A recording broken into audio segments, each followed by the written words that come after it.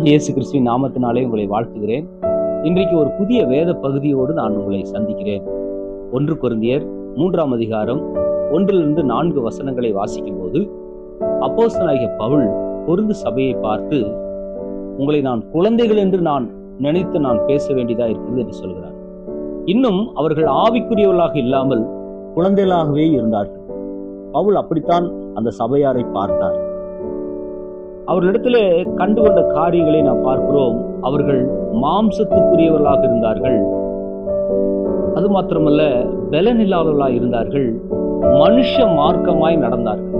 நீங்கள் மனுஷ மார்க்கமாய் நடக்கிறீர்கள், உங்களுக்குள்ளே பலன் இல்லை, நீங்கள் மாம்சத்துக்குரியவர்களாய் இருக்கிறீர்கள் என்று அவர்களை பார்த்து கேட்கிறார். ஏன் அப்படி சொல்லுகிறார் என்றால், 1 கொரிந்தியர் 3ஆம் அதிகாரம் 3வது வசனம் சொல்லுகிறது, உங்களுக்குள்ளே பொறாமை இருக்கிறது, வாக்குவாதம் இருக்கிறது, பேதகங்கள் இருக்கிறது. பொறாமை, வாக்குவாதம், பேதகம். பொறாமை என்றால் என்ன? நம்மிடத்துல இல்லாத ஒரு காரியம் இன்னொரு இருக்கும் பொழுது அதை குறித்த ஒரு தவறான மனப்பான்மை வருகிறது, அதுதான் பொறாமை.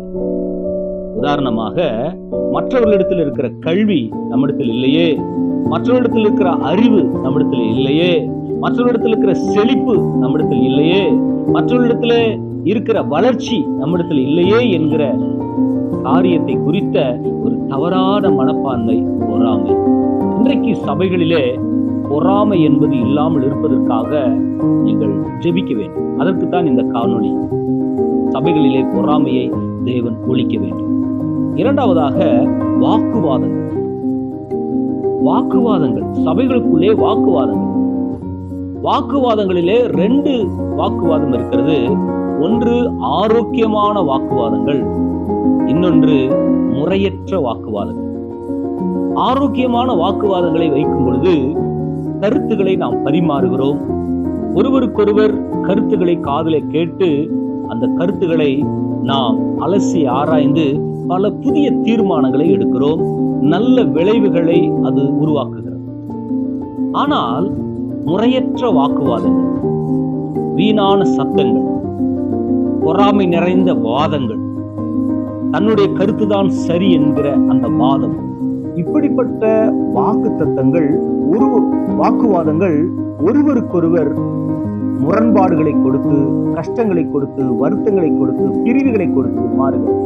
ஆகவே சபைக்குள்ளே வாக்குவாதங்கள் இருக்கக்கூடாது என்பதற்காக நாம் ஜெபிக்க வேண்டும். மூன்றாவதாக, பேதமைகள். என்ன பேதமைகள்?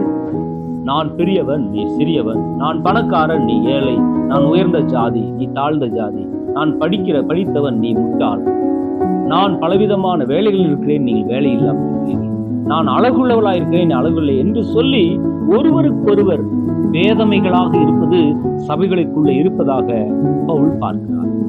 இப்படிப்பட்ட காரியங்கள் இருந்தாலே அவர்கள் ஆவிக்குரியவர்கள் அல்ல, அவர்கள் குழந்தைகள் என்று அழைக்கிறார். ஏன் குழந்தைகள்? இப்படிப்பட்ட காரியங்கள் இருக்கிறது.